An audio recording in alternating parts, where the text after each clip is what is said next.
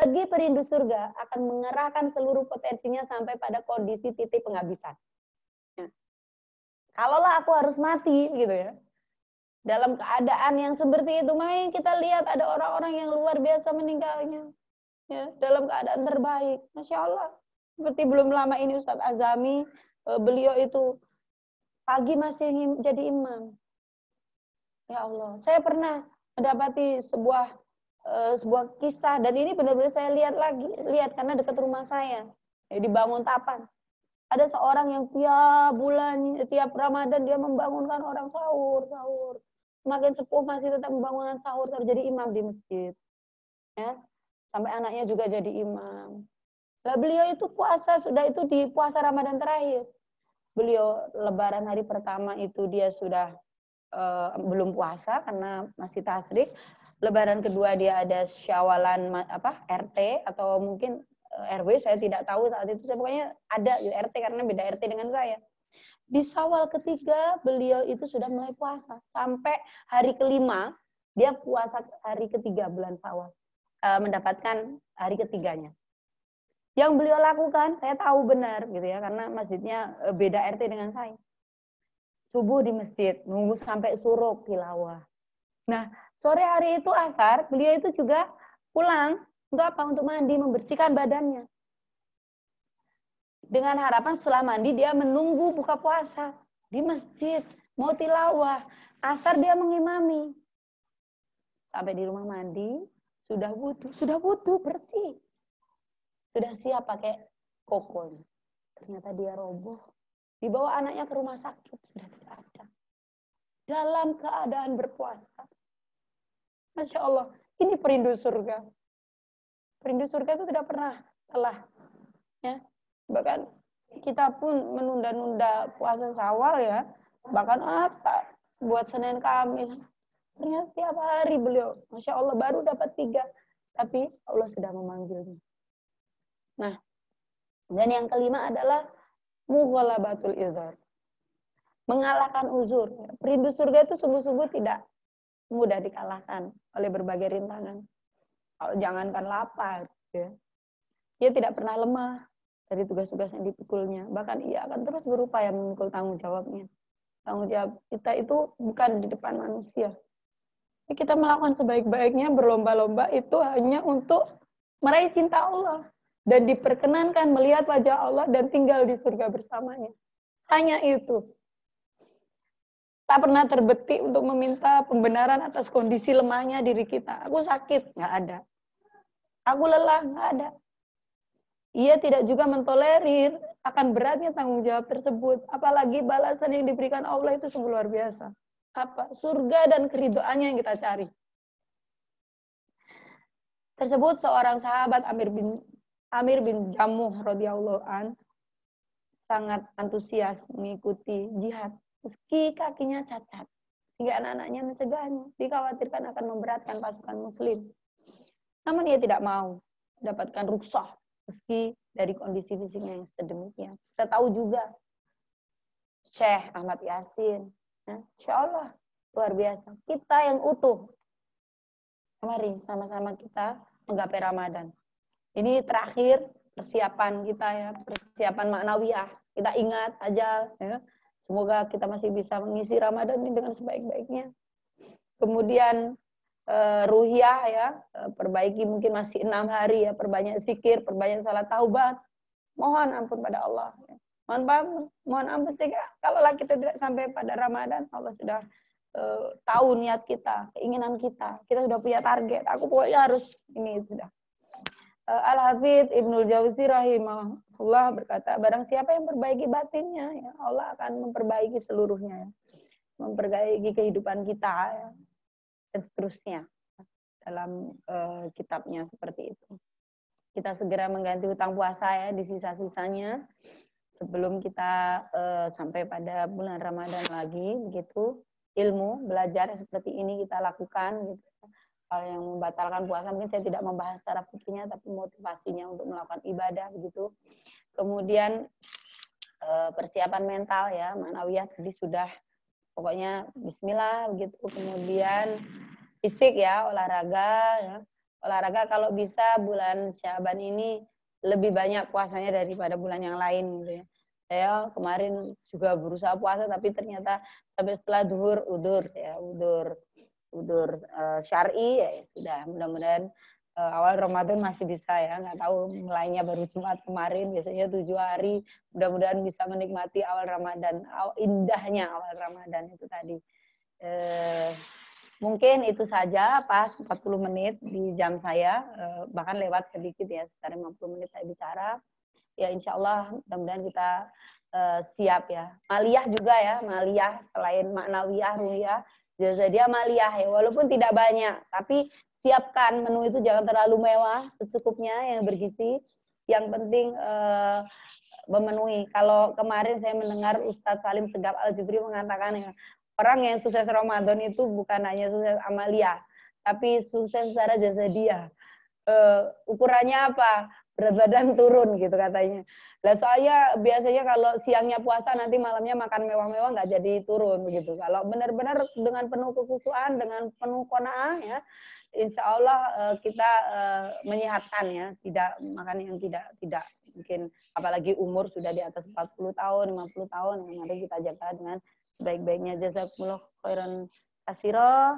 Mudah-mudahan bermanfaat. Mohon maaf bila ada kekurangan, ada khilaf. Assalamualaikum warahmatullahi wabarakatuh. Waalaikumsalam warahmatullahi wabarakatuh. Jazakillah khair Bunda Rohmah atas taujihnya. Sekarang kita buka ya untuk bunda-bunda, teman-teman untuk bertanya jawab, berkonsultasi. Mungkin dirasa akan banyak karena mengingat kondisi yang kita alami sekarang nih, kita Ramadan insya Allah atau berjaga-jaga, bersiap, mungkin masih dalam kondisi pandemi. Seperti itu. Yang mau bertanya, boleh mengangkat tangan, raise hand, nanti saya unmute, atau mau satu-satu, dan di chat juga boleh. Seperti itu ya.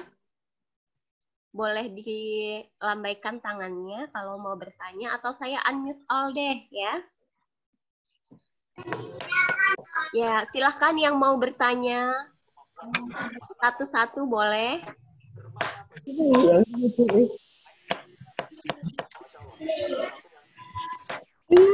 Ini di chat ada yang tanya, Ustazah tadi pas ngajak anak-anak keluar, kemudian dibujuk-bujuk, dibuatkan kolam air, itu usia berapa, J? Bagaimana tahapan anak-anak? Ya, waktu kelas 1, kelas 2. Ya pokoknya sampai kelas 3, pokoknya malah usia SD, terutama sampai kelas 4 ya, itu kelas 3, kelas 1 kadang-kadang masih, terutama kelas 1, 2, 3. Itu biasanya sampai dibujuk-bujuk, kadang tak kalau dulu gitu ya. Nah, jadi si Salma itu kelas 1, insya Allah sudah mulai belajar puasa. Nah, kalau adiknya kelas 2 semuanya. Jadi biasanya usia segitu.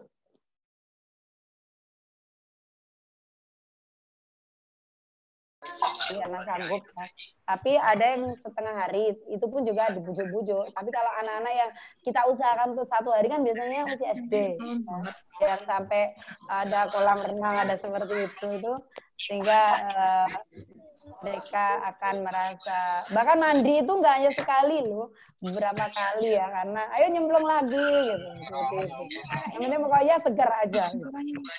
Senang ya dibuat gembira. Ada pertanyaan nggak? Kalau nggak host juga mau tanya nih.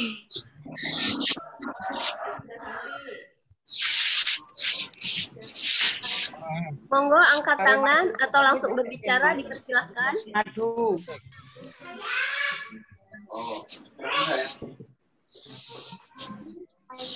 Ustazah, bagaimana kalau dalam Ramadan tahun ini kita benar-benar tidak bisa tarawih, tidak ada itikaf, tidak bisa sholat hal yang kita rindukan biasanya di bulan Ramadan dikerjakan berjamaah. Penawarnya seperti apa, Ustazah? Kita kan diimbau ya untuk sholat di rumah. Jadi ya kita menikmatinya ya di rumah. Kita jadi gini, suasana rumah itu juga seperti dibuat aja seperti suasana masjid. Soalnya ada sebuah ruangan yang kita setting dengan sajadah, apa namanya, karpet. Itu khusus untuk sholat. Sehingga nanti ketika kita harus berjamaah bersama keluarga ya di tempat tersebut gitu. Saya sudah menyiapkan sebuah tempat di mana nanti kita akan berjamaah untuk sholat dan ngaji juga. Itu sudah. Memang ada masjid yang melaksanakan taraweh. Seperti kayaknya masjid saya depan rumah ini masih sholat taraweh. Atau itu yang kemarin Jumat ada faktor aja apa, jadi ada isu keamanan itu apa? Terus jarak yang diambil itu biasanya kayak 1 meter ke belakang, kayak kalau kita mau lagi senam kayak gitu. Nah tapi memang ada baiknya untuk mengantisipasi, kan kita juga ikhtiar ya supaya nggak kena penyakit, apalagi sekarang udah agak merembet ke selatan gitu ya, agak merembet ke selatan, sehingga apa namanya,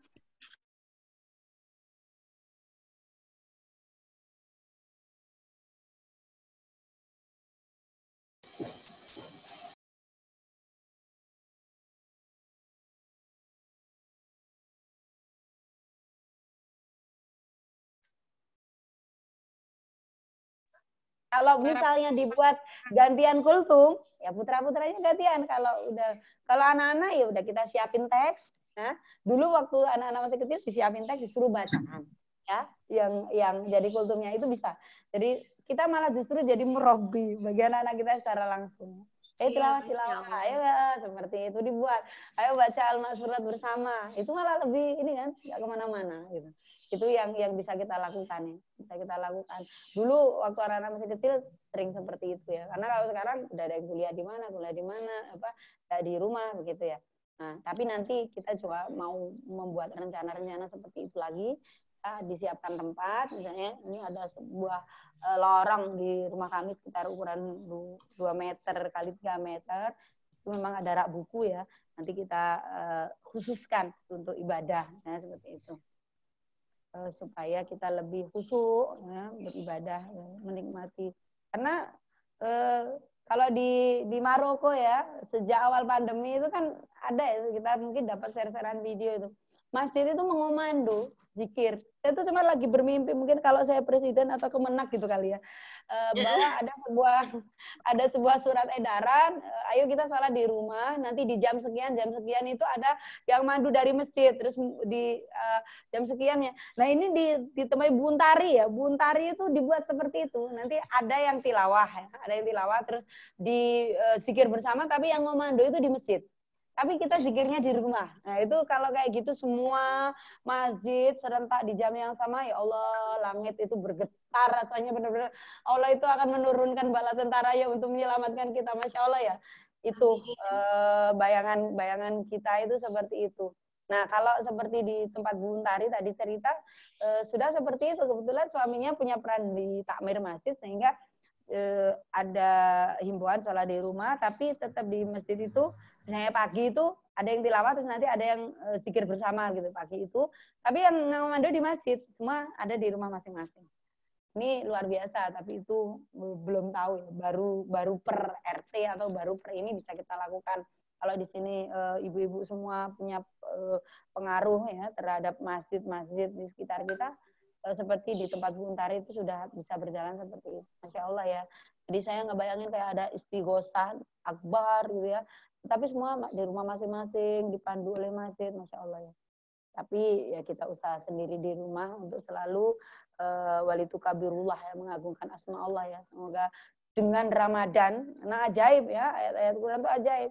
Justru kita akan mengusir segala penyakit, terutama COVID ini dari bumi Allah ini, terutama Indonesia gitu, insya Allah. Baik.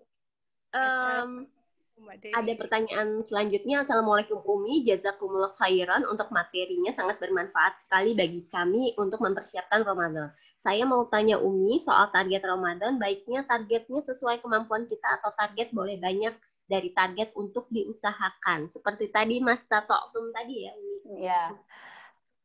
Kalau setahu saya yang namanya target itu harus besar ya. Coba tuh perusahaan kan punya apa namanya bisnis plan, ya.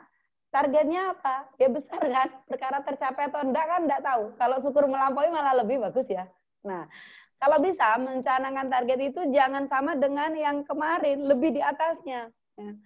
Walaupun nanti ya pokoknya usaha ya, usaha. Saya pernah mungkin ini sharing. Tahun bukan kemarin 2019, 2018. Karena kalau kemarin itu kayaknya liburnya nggak lama, nggak tahu kondisi, tapi alhamdulillah walaupun endingnya saya lebih dari tahun kemarin, tapi ada di hari pertama itu yang benar-benar saya nggak tahu itu. Pokoknya kok bisa gitu, saya juga nggak tahu. Jadi di tahun 2018 saya itu membaca riwayat, walaupun sudah berulang baca itu, Imam Syafi'i itu kok bisa ya beliau itu khatam sehari 2 kali gitu. Saya mikir, gimana tuh caranya kata saya? Beliau oke lah, beliau hafid. Saya ya hafid, ya ada beberapa yang dihafalkan begitu. Masya Allah, tapi bisa nggak saya balik nih? Kalau 2 hari lah khatam sekali gitu. Pernah kayak gitu. 2 hari khatam sekali gitu.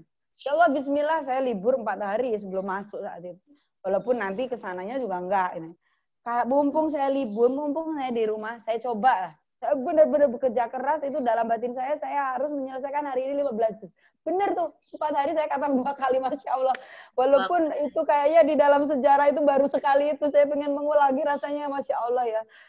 Benar-benar Quran itu ada di tangan ya. Saya kalau masak itu yang super cepat gitu. Karena masakan yang sehat malah masakan yang super cepat ya. Bukan masalah bikin rendang itu berlama-lama gitu. Ya, tapi itu cek gitu. Apalagi cuma direbus itu kan sehat semua malahan ya.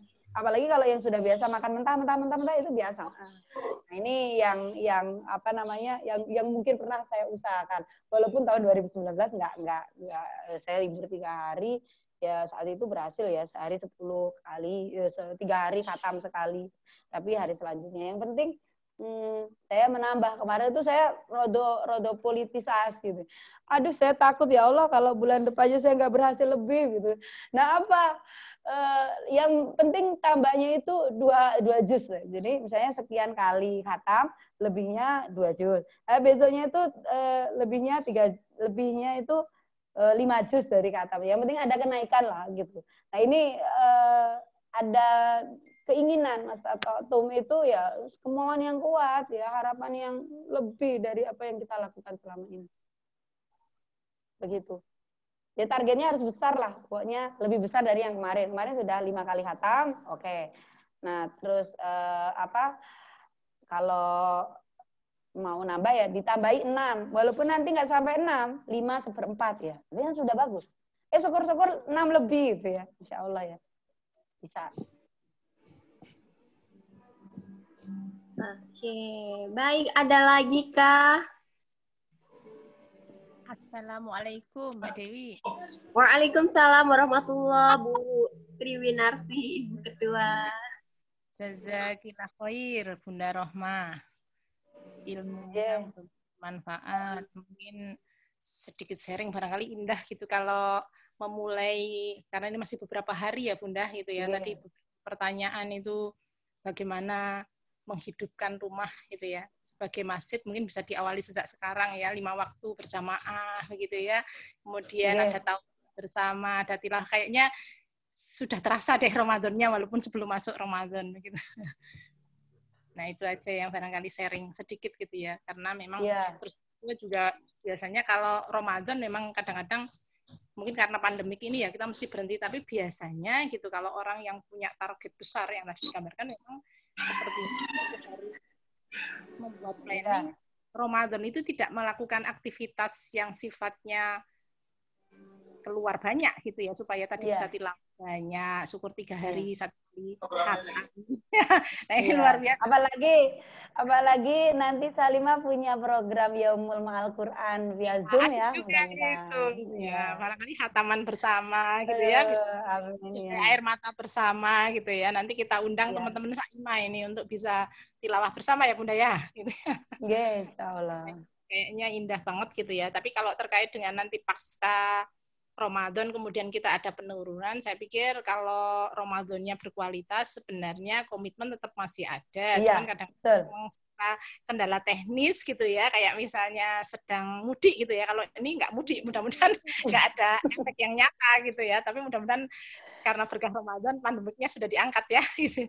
Cuman Amin ya Allah. kalau berkaca di tahun-tahun yang sebelumnya gitu ya, karena setelah pasca Ramadan itu biasanya kenapa menurun gitu ya, sebenarnya kalau azamnya pasti tidak menurun, cuman karena teknis saja gitu, misalnya kita sambil jalan dengan murojaah sambil menirukan hafalan anak-anak dan sebagainya, mungkin itu masih jalan ya, tapi untuk dilaporkan kan agak susah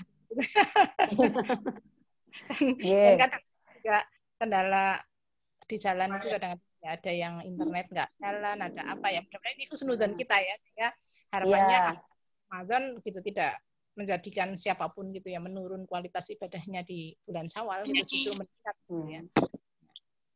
Nah itu hanya sharing aja Bunda gitu ya, mudah-mudahan semangat. Ya saya udah mulai deg-degan juga ini dengan sharingnya, mudah-mudahan kita bisa mempersiapkannya lebih baik lagi. Amin amin ya, sama-sama fasabiqul khairat ya, fasabiqul khairat, sama-sama kita berjuang. Amin. Amin. Ya kalau Mbak Denas, ya? saya satu kalimat dari Ustadz Salim Segaf yang kemarin saya dengar ya. Orang tuh kalau perutnya nggak puasa gitu ya, jadi nanti apa-apanya itu kayak kalah gitu sama perut gitu. Jadi apa-apanya itu puasa malah nggak bisa melakukan apa-apa. Tapi kalau perutnya puasa, apa-apanya itu bisa melakukan apa-apa. Maksudnya produktif gitu loh. Oh, itu insya Allah seperti itu. Kemarin saya melihat kajian beliau yang streaming itu seperti itu. Jadi orang puasa itu lebih produktif ya. Lebih lah mungkin kalau kita ngerjakan tugas aja sambil cemilan gitu ya. Tapi kalau puasa kan enggak, tugas biasanya gitu. Beliau menggambarkannya itu seperti itu. Mungkin itu aja. Ya, gitu ya. Amin, amin. Optimal lebih baik. Bunda Rohmah, semoga besok Ramadan kita bisa lebih produktif gitu ya, lebih optimis. Amin. Target, dan biahnya juga kita bentuk dari sekarang di rumah, atmosfer Ramadan seperti itu. Berhubung waktunya juga sudah mepet sekali, mungkin dari Departemen Dakwah atau Bu Wiwi ada yang mau disampaikan terkait info-info Salimah?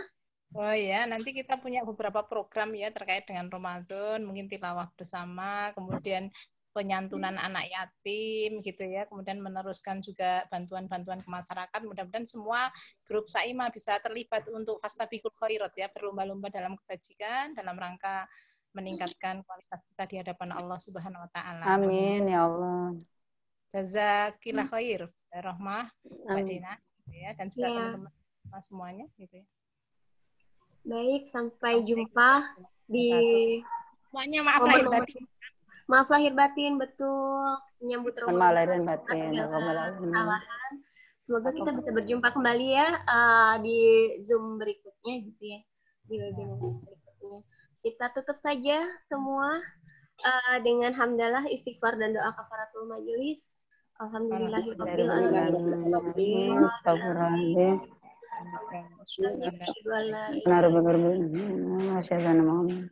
Wassalamualaikum warahmatullahi wabarakatuh. Liv ya Mbak. Oh iya. Monggo. Kirim mau kita foto.